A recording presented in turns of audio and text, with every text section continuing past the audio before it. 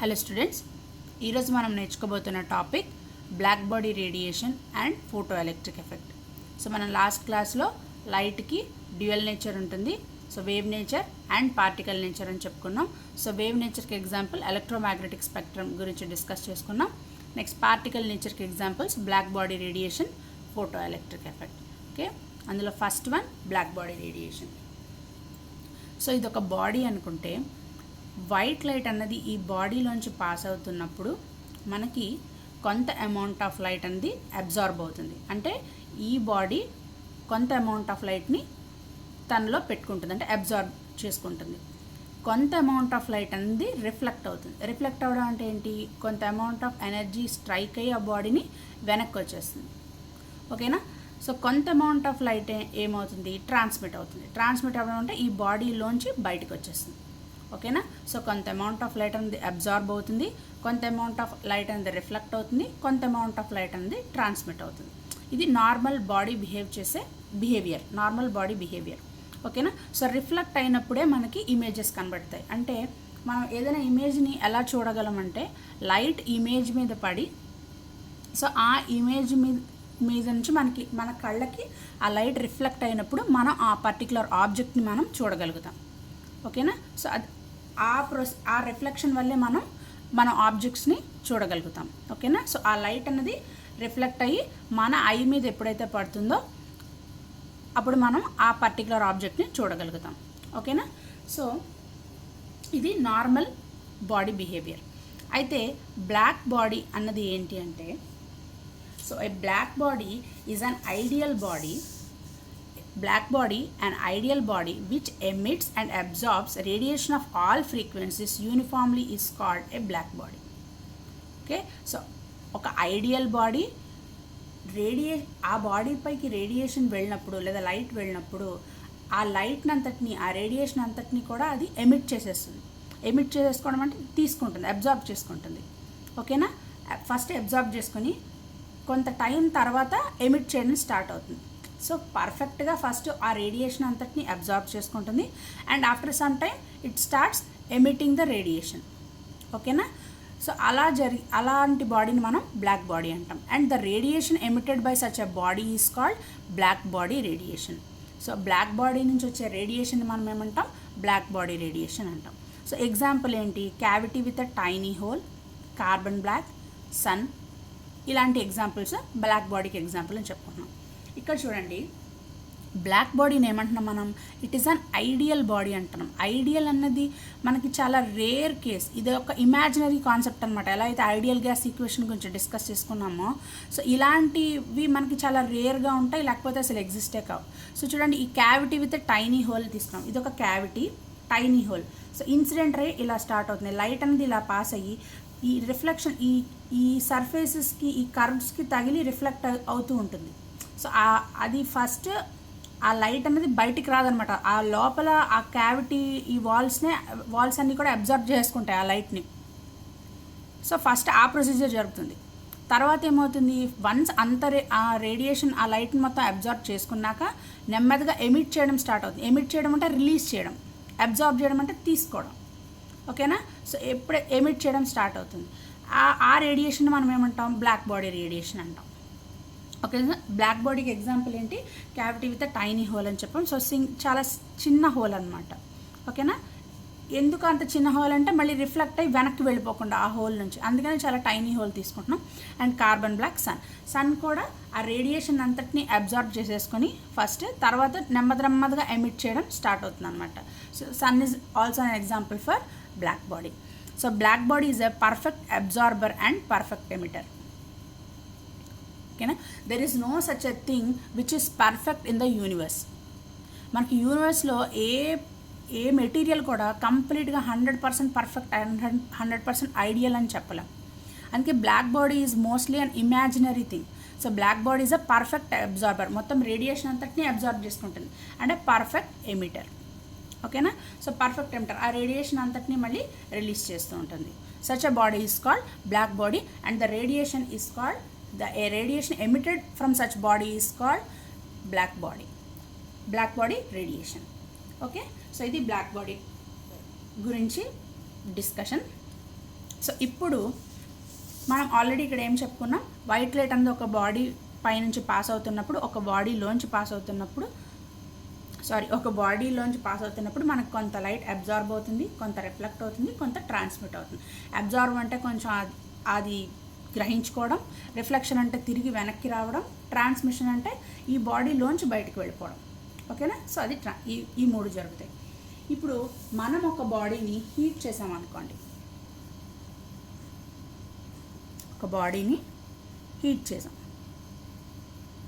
So heat చేసినప్పుడు ఈ body నుంచి ఎనర్జీ బయటకు వస్తుంది. ఎనర్జీ అంటే in the form of radiation. So ఒక బాడీ అన్నది ఒక హాట్ బాడీ ఉందనుకోండి, ఆ హాట్ బాడీ నుంచి మనకి ఏమొస్తాయి బయటికి?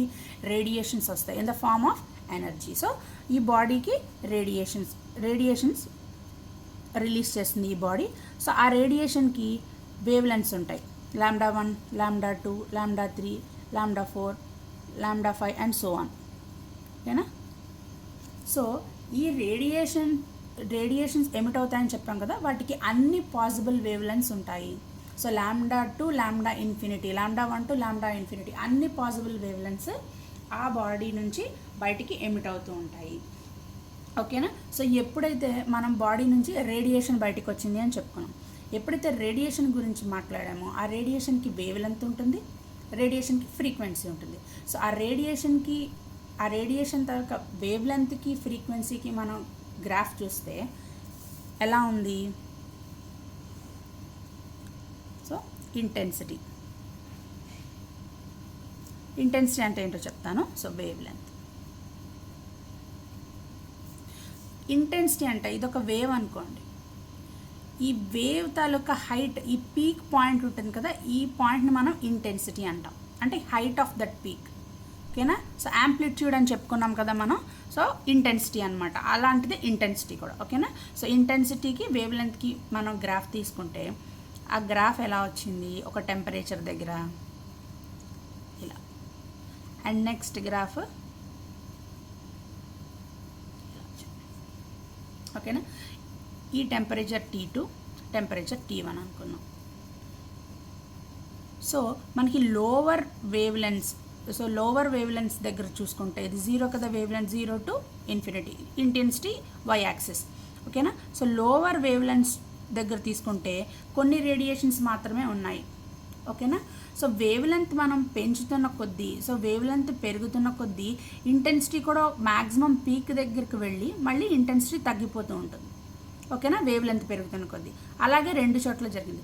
అయితే ఇక్కడ నేను టెంపరేచర్ పెంచుతున్నాను, ఇది ఒక temperature T1, temperature T2. So T2 is greater than T1, this is the condition. ఓకేనా? సో T2 అన్నది ఎక్కువ temperature when compare to T1. అయితే T2 తాలూకా లాంబ్డా మ్యాక్స్ ఎంతో చూద్దాం. లాంబ్డా మ్యాక్స్ అంటే ఏంటి? Maximum number of radiations emit చేయడం అనమాట. ఈ పాయింట్ దగ్గర మ్యాక్సిమం నెంబర్ ఆఫ్, ఈ వేవ్ లెంత్ ఈ పాయింట్ దగ్గర maximum number of radiations emit అవుతున్నాయి. సో ఈ పాయింట్ దగ్గర కూడా మ్యాక్సిమం నెంబర్ ఆఫ్ రేడియేషన్ ఈ గ్రాఫ్కి, ఈ కర్వ్కి ఎమిట్ అవుతున్నాయి. సో ఇది లాంబ్డా మ్యాక్స్ 1, లాంబ్డా మ్యాక్స్ 2 అనుకున్నాం. ఓకేనా? సో ఎప్పుడైతే మనం టెంపరేచర్ పెంచుతున్నప్పుడు ఏమవుతుంది? వేవ్ లెంత్ తగ్గిపోతుంది. When temperature increases, wave length decreases, frequency increases. ఓకేనా? సో టెంపరేచర్ ఇంక్రీజ్ చేస్తున్న కొద్దీ వేవ్ లెంత్ తగ్గిపోతూ ఉంటుంది, ఫ్రీక్వెన్సీ పెరుగుతూ ఉంటుంది. So temperature is directly proportional to frequency and inversely proportional to wave length. So ఇక్కడ చూడండి, మనకి టెంపరేచర్ T1 లోవర్ టెంపరేచర్. ఓకేనా? T2 కదా higher temperature, T1 lower temperature, T2 higher temperature. So T1 దగ్గర మనకి లాంబ్డా మ్యాక్స్ ఎక్కువ wave length దగ్గర ఉంది. సో ఇది wave length left to right increase అవుతుంది. సో ఇక్కడ ఎక్కువ వేవ్ లెంత్ దగ్గర నంబర్ ఆఫ్ రేడియేషన్స్ ఎమిట్ చేస్తున్నాయి, మ్యాక్సిమం నెంబర్ ఆఫ్ రేడియేషన్స్ అనమాట. సో దీనికి ఒక కలర్ ఉంటుంది. ఇలాగే ఇక్కడ ఈ పాయింట్ దగ్గర maximum number of radiations emit అవుతాయి. సో ఇదొక పాయింట్. సో మనం ఫర్ ఎగ్జాంపుల్ ఇంకా క్లియర్గా అర్థం కావాలంటే ఒక ఐరన్ రాడ్ని హీట్ చేసాం. ఐరన్ రాడ్ హీట్ చేసినప్పుడు ఫస్ట్ మనకి రెడ్ కలర్ బాగా హీట్ చేసామనుకోండి, ఒక 400 కెల్విన్ పైన హీట్ చేస్తే మనకి అది రెడ్ కలర్ చూపిస్తుంది. ఓకేనా, ఇంకా ఫర్దర్గా హీట్ చేస్తే మనకి అలా వైట్ అవుతుంది, తర్వాత బ్లూ అవుతుంది. సో మనకి ఎన్ని విజిబుల్ స్పెక్ట్రంలో ఎన్ని కలర్స్ ఉంటాయని చెప్పుకున్నాం? 7 కలర్స్. సో ఫస్ట్ రెడ్ చూపిస్తుంది. సో ఇంకా టెంపరేచర్ ఇంక్రీజ్ చేసుకుంటూ అలా వెళ్తే బ్లూ, ఈ ఆరెంజ్, ఎల్లో, గ్రీన్ అన్నీ అయిపోయి బ్లూ దాకా వస్తుంది, లాస్ట్లో వైలెట్. ఓకేనా, సో టెంపరేచర్ ఇంక్రీజ్ చేస్తున్నాము. ఇక్కడ నుంచి ఇక్కడికి ఏమవుతుంది? ఇది లాంగర్ వేవ్ లెంత్, అంతే కదా. సో రెడ్ అనేది వేవ్ లెంత్ ఎక్కువ ఉంటుంది రెడ్ దగ్గర. వైలెట్ దగ్గరకు వచ్చేటప్పటికి వేవ్ లెంత్ ఏమవుతుంది? Shorter wavelength. Wavelength తగ్గిపోతుంటుంది. ఫ్రీక్వెన్సీ ఏమవుతుంది? న్యూ కదా ఫ్రీక్వెన్సీ అంటే. ఫ్రీక్వెన్సీ రెడ్ దగ్గర మినిమం ఉంటుంది, ఇంక్రీజ్ అయ్యి వైలెట్ దగ్గర మ్యాక్సిమం ఉంటుంది. ఓకేనా, సో మనం టెంపరేచర్ పెంచుతున్న కొద్దీ ఏమవుతుంది? లెఫ్ట్ టు రైట్ అంటే లాంగర్ వేవ్ లెంత్ నుంచి షార్టర్ వేవ్ లెంత్కి మారిపోతూ ఉంటుంది ఆ రేడియేషన్స్ అన్నీ కూడా షార్టర్ వేవ్ లెంత్ వైపు షిఫ్ట్ అయిపోతుంటాయి. అందుకే చూడండి, ఇక్కడ టెంపరేచర్ తక్కువ ఉన్నప్పుడు లాంబ్డా వాల్యూ ఎక్కువ ఉంది.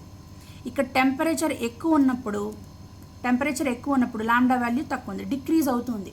సో ఇలా డిక్రీజ్ అవుతుంటుంది. ఇంకా పెంచుతున్న కొద్దీ ఏమవుతుంది? ఈ లాంబ్డా మ్యాక్స్ వాల్యూస్ అన్నీ ఈ లెఫ్ట్ సైడ్ షిఫ్ట్ అయిపోతూ ఉంటాయి, అంతే కదా. ఇప్పుడు చూడండి, ఇది కదా గ్రాఫ్, ఇంకొకసారి గీస్తాను.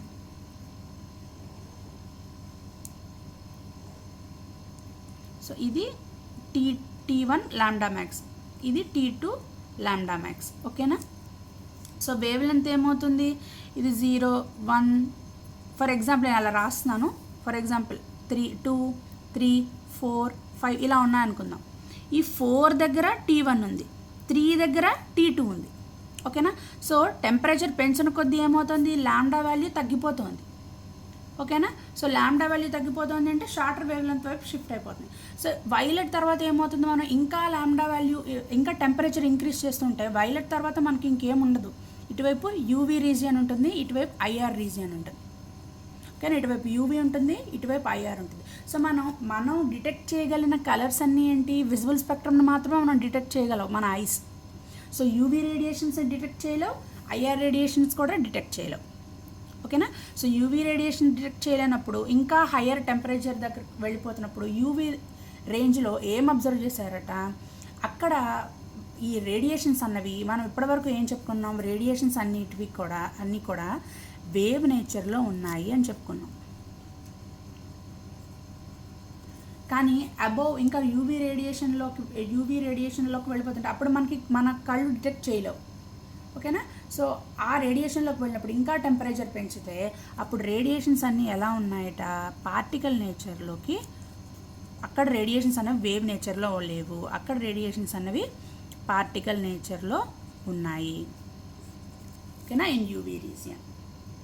సో అలా అబ్జర్వ్ చేస్తే మనకి గ్రాఫ్ ఎలా వచ్చింది? ఇంటెన్సిటీకి వేవ్ లెంత్కి మధ్య మనకి యాక్చువల్ గ్రాఫ్ ఇది.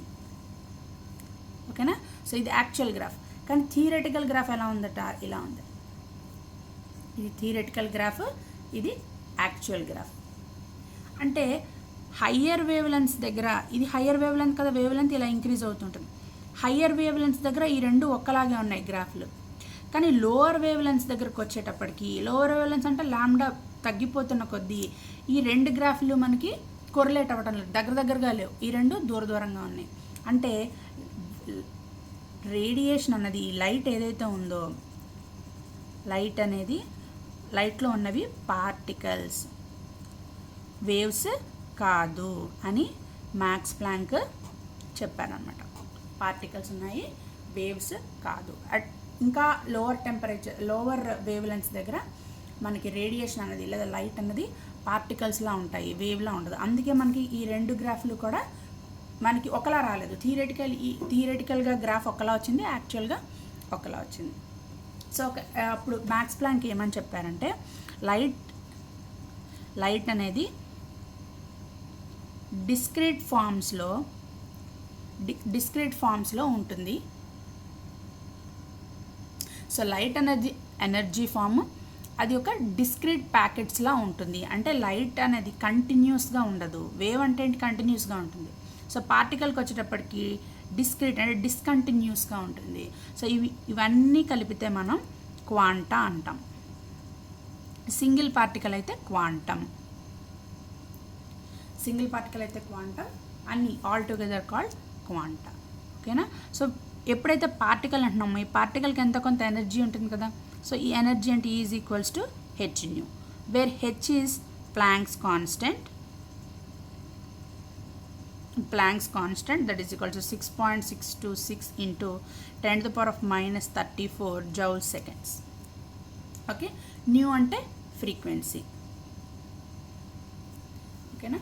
So ee energy light అనేది ఎలా ఉంటుంది, in the form of energy packets, అంటే డిస్కంటిన్యూస్ ఫామ్గా ఉంటుంది, కంటిన్యూస్గా వేవ్లా ఉండదు అని మ్యాక్స్ ప్లాంక్ చెప్పారు. అయితే ఈ ఎనర్జీ అనేది is equals to 0 H new, 2 H new, 3 H new and so on. So మనకి ఎనర్జీ అనేది H new, 2 H new, 3 H new ఇలానే ఉంటుంది. అంటే సో 1 2 3 4 0 టు ఇన్ఫినిటీ మల్టిపుల్స్లోనే ఉంటుంది హెచ్ న్యూ అన్నది. అంతేగాని 0.5 1.5 ఇలా ఎగ్జిస్ట్ కాదు. సో ఈ మల్టిపుల్స్లో ఉన్నది అంటే ఇలా చెప్తున్నాం కదా, 0 హెచ్ న్యూ, 2 హెచ్ న్యూ ఇలా ఉంటుంది ఎనర్జీ అని. సో దీనికి ఒక పేరు ఏంటంటే క్వాంటైజేషన్ ఆఫ్ ఎనర్జీ. ఓకేనా. సో ఇలా ఎనర్జీ అనేది ఈ ఫామ్లో ఉంటుందని చెప్పడాన్ని మనం క్వాంటైజేషన్ ఆఫ్ ఎనర్జీ అని చెప్తాం. ఓకేనా. So this is all about black body radiation. Next topic photo electric effect.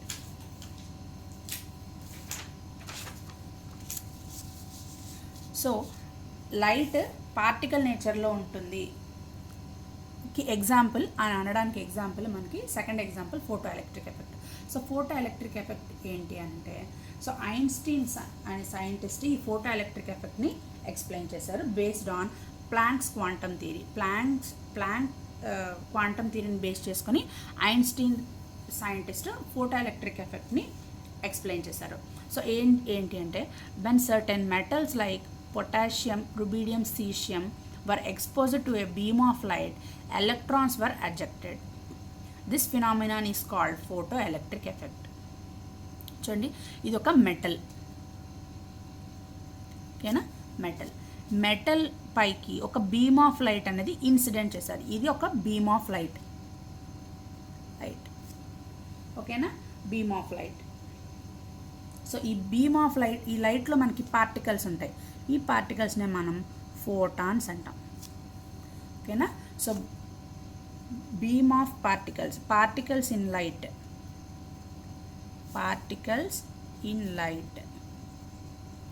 Are called photons. ఓకేనా.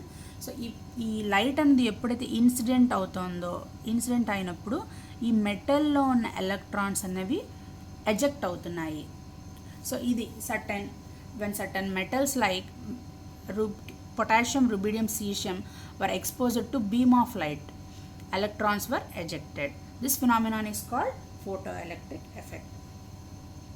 సో ఇక్కడ ఫోటాన్ అన్నది ఇన్సిడెంట్ అయింది, ఎలక్ట్రాన్ అన్నది బయటికి ఎజెక్ట్ అయింది. సో ఈ లైట్కి ఎనర్జీ ఉంటుంది కదా, is equals to H new, already మనకు తెలిసిన equation, is equals to H new.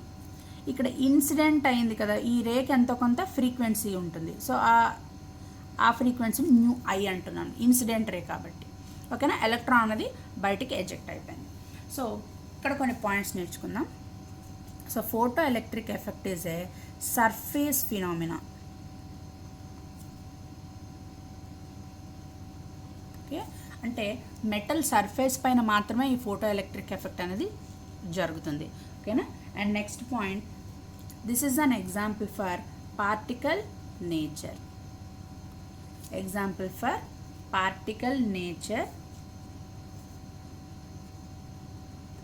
Of light. This is an example for particle nature of light. Single photon single electron emission takes place. అంటే electron emission, single photon incidence that gives rise to single electron emission. అంటే for example ఈ single photon వెళ్ళి ఏమవుతుంది, ఎలక్ట్రాన్ని eject చేస్తుంది అని చెప్తున్నాం. ఈ photon వెళ్ళి ఎలక్ట్రాన్ ఎజెక్ట్ చేస్తుంది. ఫర్ ఎగ్జాంపుల్ ఈ ఎలక్ట్రాన్ బయటికి రావాలి అంటే నాకు 2 joules ఆఫ్ ఎనర్జీ కావాలి. ఓకేనా? సో నేను 5 joules ఆఫ్ ఎనర్జీని ఇచ్చాను లైట్ని. ఈ 5 joules ఆఫ్ ఎనర్జీలో 2 joules ఆఫ్ ఎనర్జీ ఏమవుతుంది, ఎలక్ట్రాన్ బయటికి తీసుకురావడానికి 2 joules ఆఫ్ ఎనర్జీ ఖర్చు పెడుతుంది. ఓకేనా? సో మిగిలిన 3 joules ఉంది కదా, ఇంకొక ఎలక్ట్రాన్ని ఎజెక్ట్ చేయలేదన్నమాట. ఈ సింగిల్ ఫోటాన్ ఏదైతే ఉందో ఈ energy 5 joules single photon energy అనుకోండి. సో ఇది 2 joules ఒక ఎలక్ట్రాన్ ఎజెక్ట్ చేయడానికి మాత్రమే సరిపోతుంది. ఇంకా ఎనర్జీ ఉన్నా కూడా అది ఎజెక్ట్ చేయలేదు. సో ఇక్కడ ఏం జరుగుతుందంటే చూడండి, 5 joules ఆఫ్ ఫోటాన్ ఎనర్జీ ఉందనుకుందాం. సో ఏమవుతుంది, 2 joules ఆఫ్ ఎనర్జీని ఎలక్ట్రాన్ ఎజెక్షన్కి వాడింది. ఓకేనా? సో మిగిలిన ఎనర్జీ 3 joules ఏమవుతుంది, ఆ ఎలక్ట్రాన్ తాలూకా కైనెటిక్ ఎనర్జీగా కన్వర్ట్ అయిపోతుంది. సో ఈ ఎలక్ట్రాన్ ఎజెక్షన్కి వాడిన ఎనర్జీని ఏమంటాం మనం, వర్క్ ఫంక్షన్ అంటాం. ఓకేనా? సో ఈ వర్క్ ఫంక్షన్కి ఇంకొక పేరేంటి ఒకసారి ఆలోచించండి. అంటే ఎలక్ట్రాన్ రిమూవ్ చేయడానికి ఉపయోగించే ఎనర్జీని ఏమంటాం, అయనైజేషన్ ఎనర్జీ. సో ఎలక్ట్రాన్ని ఎజెక్ట్ చేయడానికి, ఎలక్ట్రాన్ బయటికి తీసుకురావడానికి ఉపయోగించే ఎనర్జీని ఏమంటాం, అయనైజేషన్ ఎనర్జీ. ఆ అయనైజేషన్ ఎనర్జీ ఇక్కడ వర్క్ ఫంక్షన్. సో ఇక్కడ నేను చెప్పింది అర్థమైంది కదా, single photon single electron ejection అంటే ఏంటో. సో ఫర్ ఎగ్జాంపుల్ నాకు 2 joules ఆఫ్ ఎనర్జీ కావాలి ఒక ఎలక్ట్రాన్ ఎజెక్ట్ చేయాలంటే, ఒక ఎలక్ట్రాన్ బయటికి లాగాలి అంటే 2 joules ఆఫ్ ఎనర్జీ నాకు సరిపోతుంది. నేను ఇచ్చిన ఫోటాన్ ఎంత, ఫోటాన్ ఎనర్జీ లైట్ తాలూకు ఎనర్జీ ఎంత, 5 joules. ఆ సింగిల్ ఫోటాన్ ఎనర్జీ 5 joules. అయితే ఈ 5 joulesలో 2 joules, 5 అంటే ఎంత, 2 + 1 కదా. 2 joules ఒక ఎలక్ట్రాన్, 2 joules ఇంకొక ఎలక్ట్రాన్, ఇలా అవ్వదు. సో ఒక ఎలక్ట్రాన్ బయటకు తీస్తే ఇంక ఈ ఎనర్జీ పని అయిపోతుంది అనమాట. మిగిలిన ఎనర్జీ అంతా కూడా కైనెటిక్ ఎనర్జీగా కన్వర్ట్ అయిపోతుంది. సో ఆ ఎలక్ట్రాన్ మూవ్ అవ్వాలి కదా, కైనెటిక్ ఎనర్జీ కింద కన్వర్ట్ అయిపోతుంది. ఓకేనా? సో ఇది అర్థమైంది కదా, సింగిల్ ఫోటాన్ ఇన్సిడెంట్. ఆ సింగిల్ ఫోటాన్ అనేది సింగిల్ ఎలక్ట్రాన్ ఎమిషన్కి మాత్రమే ఉపయోగపడుతుంది. నెక్స్ట్ సర్ఫేస్ ఫినామినా చెప్పుకున్నాం. సో ఎనర్జీ ఏంటి, incident energy is equals to hυI అని చెప్పాం. సో ఇక్కడ ఈ వర్క్ ఫంక్షన్ ఉంది కదా, ఈ ఎనర్జీ ఏమంటాం, E is equals to hυ0. So అంటే ఏమవుతుంది, ఈ incident energy is equals to energy work function plus kinetic energy. అంతే కదా. సో మనం బీమ్ ఆఫ్ లైట్ ఇచ్చాం, ఎలక్ట్రాన్ ఎజెక్ట్ అయ్యి కొంత ఎనర్జీ అన్నది ఎలక్ట్రాన్ ఎజెక్ట్ అయ్యింది, కొంత ఎనర్జీ ఎలక్ట్రాన్ తాలూకా కైనెటిక్ ఎనర్జీగా కన్వర్ట్ అయిపోయింది. So total energy is equals to work function plus kinetic energy. అంటే మనం ఇచ్చిన ఎనర్జీ కన్సర్వ్ అయిందా లేదా అని చూసుకుంటున్నాం అనమాట. ఇచ్చిన ఎనర్జీ ఏంటి, 5 joules of energy, 2 joules of energy electron ఎజెక్షన్కి వాడాము, 3 joules ఆఫ్ ఎనర్జీ కైనెటిక్ ఎనర్జీగా కన్వర్ట్ అయిపోయింది బ్యాలెన్స్ అంతా కూడా. సో 5 joules సరిపోయింది కదా, 5 joules 2 joules + 3 joules 5 joules. Okay, this is law of conservation of energy. This is principle of conservation of energy.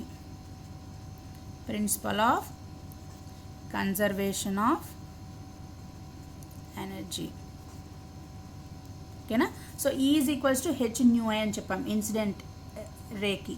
That is equals to ఇక్కడ energy ఉంటుంది work function hυ0 plus kinetic energy.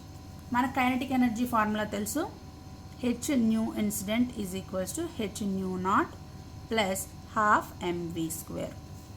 So hυI minus hυ0 is equals to ½ mv². Okay, hυI plus hυ0 is equals to ½ mv². That is kinetic energy. Where μ0 is equals to, μ0 is threshold frequency.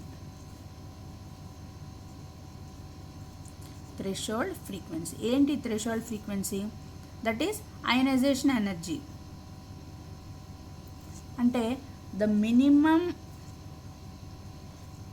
Frequency required to remove an electron. Okay, so ఇది threshold frequency. Threshold frequency ఇది incident frequency, threshold frequency plus kinetic energy.